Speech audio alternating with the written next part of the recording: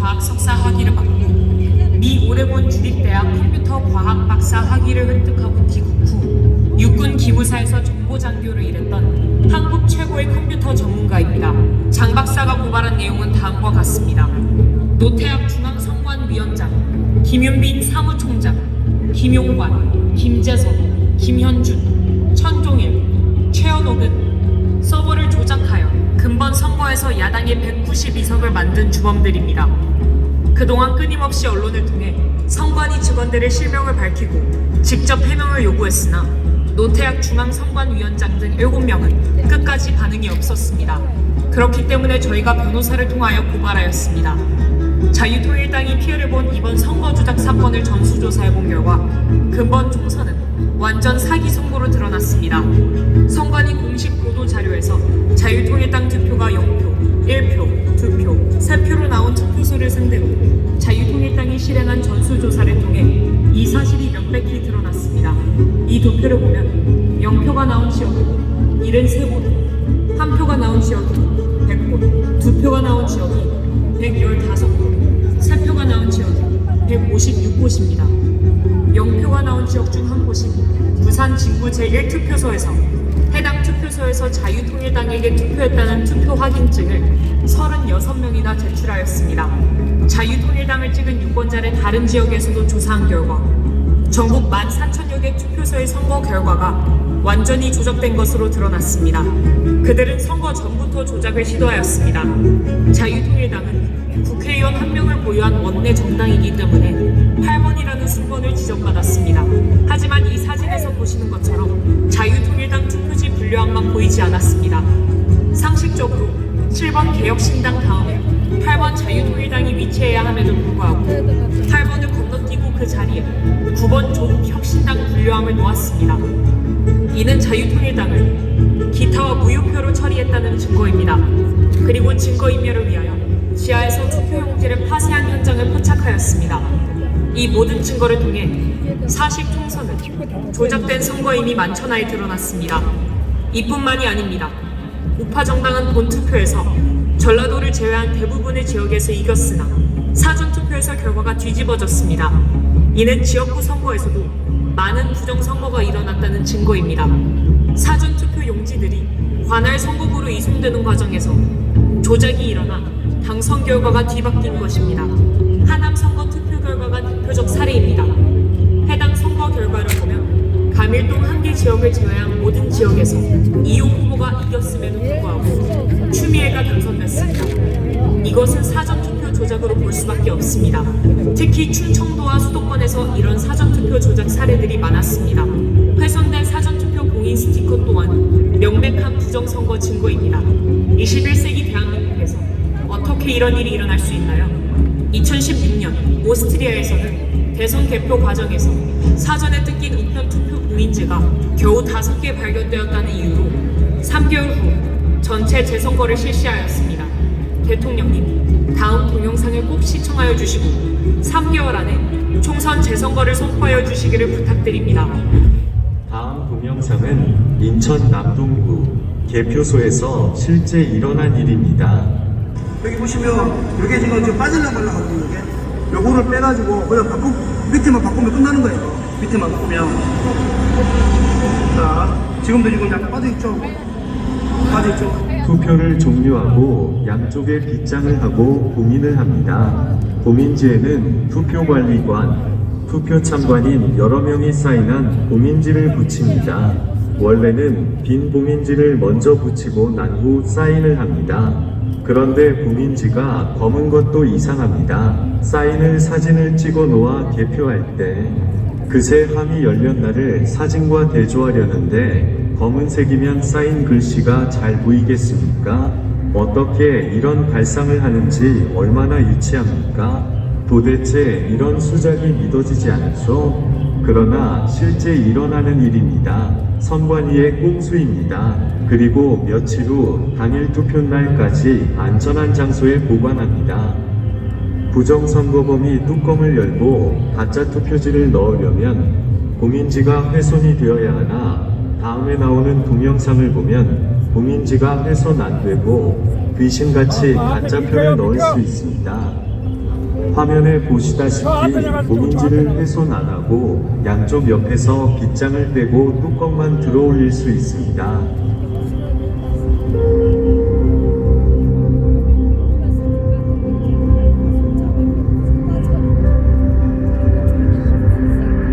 그리고 가짜표를 마음대로 넣을 수 있습니다. 뚜껑 닫고 원래대로 빗장을 걸면 감쪽 같습니다.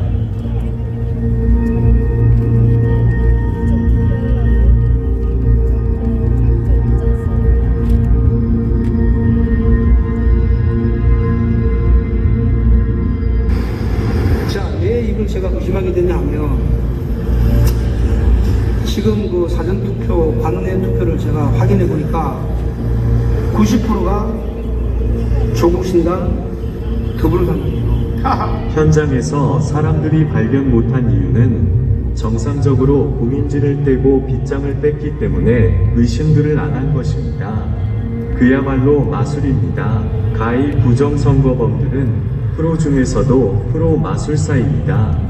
기상천외합니다. 이러니 온 국민이 속아 넘어갈 수밖에 없습니다.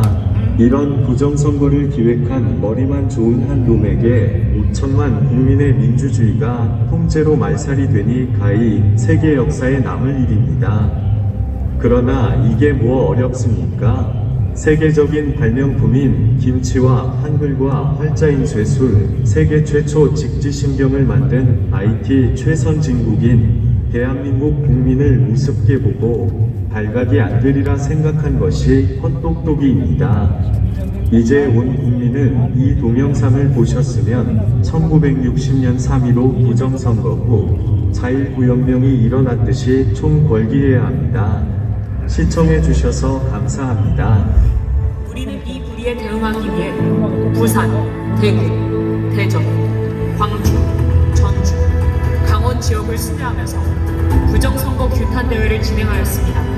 그리고 마침내 6월 6일 광화문에서 부정선거 세력과 맞짱뜨려 합니다. 이 집회는 5.16 혁명을 이어가는 세 번째 혁명이 될 것입니다. 이미 광화문에는 목숨을 던질 준비가 된 1000명의 순국 결사대가 조직되었습니다.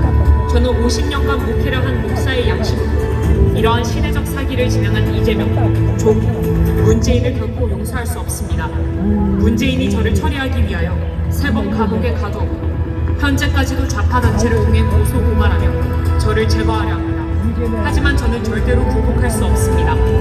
반드시 광화문, 대한민국을 바로 세울 것입니다. 정광훈 목사 드립니다. 윤석열 대통령님,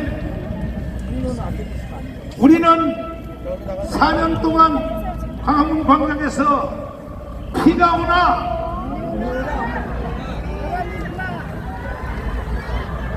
우리는 생명을 내어 대는 결사적인 투쟁을 한 결과 윤석열 대통령을 대통령으로 만들었습니다. 그리고 나서 우리는 대통령님에게 요청한 것도 없습니다. 우리를 인정해달라고 한 적도 없습니다. 그러나 이렇게 하여 윤석열 대통령을 만들어 놨는데 마지막 결과가 총선을 사기쳐서 192석을 만들어 결국 마지막 목적지인 북한의 영광대로 갈 수밖에 없다면 윤석열 대통령이 박정희의 각오와 정신으로 혁명으로 일어나야 될 것입니다. 계속하여 반복해서 들어보시고 결단하십시오. 만약에 윤석열 대통령이 이와 같은 불의에 대해서 정의롭게 앞장서지 아니하시면 이제 우리도 더 이상 윤석열 대통령을 지지할 수 없습니다. 나라가 북한의 영광대로 간다는데 도대체 대통령을 책임져야 될, 국가를 책임질 대통령님이 이런 위기를 다 알면서도 침묵하고 좌파애들의 유혹에 넘어가서 다 알아요. 대통령 3년 나머지 잘할 수 있게 해줄 테니 반드시 개헌을 하십시오. 개헌을 동의하면 편안하게 대통령 마치게 해줄 테니까. 사기입니다, 사기! 만약에 그 사기에 넘어가면 윤석열 대통령은 대통령 끝난 뒤에 바로 깜빵입니다. 깜빵. 문재인이 누군지 아직도 몰라요. 이재명이가 누군지 아직도 몰라요. 조국이가 아직도 몰라요. 그걸 모르시면 내일 바로 대통령 사표 내십시오. 바로 이 세 마리는 처단해야 되는 것입니다. 우리가 누구를 믿고 삽니까? 윤석열 대통령이 한 분을 믿고 오늘까지도 우리는 투쟁해 왔습니다. 하도 열받아서 장유영 박사님 잠깐 나오십시오. 기대할 때도 없고 한마디만 안 했어요. 성만이 고발했어요, 안 했어요? 고발했습니다. 고발한 내용이 뭡니까? 공무집행에 완전히 5천만 국민을 전산 조작으로 국회의원 60명을 바꿔놓은 놈들입니다. 그런데 고발한 놈이 몇 마리요? 딱 5명입니다. 5명. 5명? 예, 그게 이제 전산을 조작한 핵심 사람들이죠? 그렇습니다. 그놈들이 192석을 만든 거 아닙니까? 그렇습니다. 192석뿐이 아니라 예, 이 국민의힘 정당 108석 됐잖아요. 예, 이것도 완전히 다 사기죠, 사기. 그렇습니다. 사기입니다. 사기. 자, 이제 최고의 통계학자고 최고의 육군사령관 나오셨죠. 예, 그렇습니다. 중2 때 벌써 오늘날의 미래를 알고 육사에서 미국에 유학을 시켰죠. 예, 그렇습니다. 공부를 뭐 했습니까? 컴퓨터 사이언스 했습니다. 돌아오신 뒤에 기무사에서 근무하셨죠. 예, 기무사에서 전산과장 하면서 국가에 많은 공헌을 했습니다. 기무사는 뭐하는 단체가 기무사는? 간첩을 잡는 데입니다. 간첩 잡는 데. 거기에 정보팀장을 하셨죠. 예, 전산팀장 했습니다. 그러니까 한국의 정보에 대해서 1인자라고도 봐도 되는데 예, 보니까 이 개자식들이 다 사기를 치는 걸 보고 예, 이제 28일 날 고발식을 냈잖아요. 그렇습니다. 그래도 윤석열 대통령님이 예, 조금 내가 봐주는 이유는 예, 이 사람들이 바로 4.15 총선 4년 전에도 수없이 고발해도 접수도 안 해주고 심지어 이번에 총선 한 달 전에 일괄적으로 다 기각을 했단 말이에요. 예, 그렇습니다. 근데 이번에는 즉시로 박사님이 무섭긴 무서운가 봐. 바로 안양지검에다가 배당을 했다네요. 예, 6월 4일 날 네. 안양지청의 김기윤 검사에게 제 사건을 배당했습니다. 이것도 사실 대통령의 허가 없이는 안 되는 거 아닙니까? 결국은. 그러니까 결국은 모든 국정은 대통령의 허가가 돼야 되니까 예, 이거는 잘못된 것을 알았기 때문에 예, 이거는 수사하라. 예. 법무부 장관에게 예. 지수할 수 있거든요. 이거는. 예, 그렇습니다. 그래서 일단은 안양지검에 접수가 됐죠. 예, 그렇습니다. 이제 수사 들어가겠죠.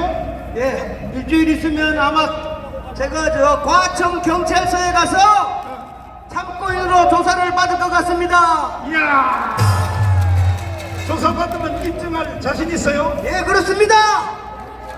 그러면 윤석열 대통령이 3개월 안에 재선거를 한다 선포를 해도 되지 않습니까? 제가 과천 경찰서에서 가서 참고인 조사를 받으면 그 경찰관은 반드시 5명의 전산 공무원을 부를 수밖에 없습니다. 자, 행진을 해야 되기 때문에 자, 박사님에게 박수하겠습니다. 감사합니다.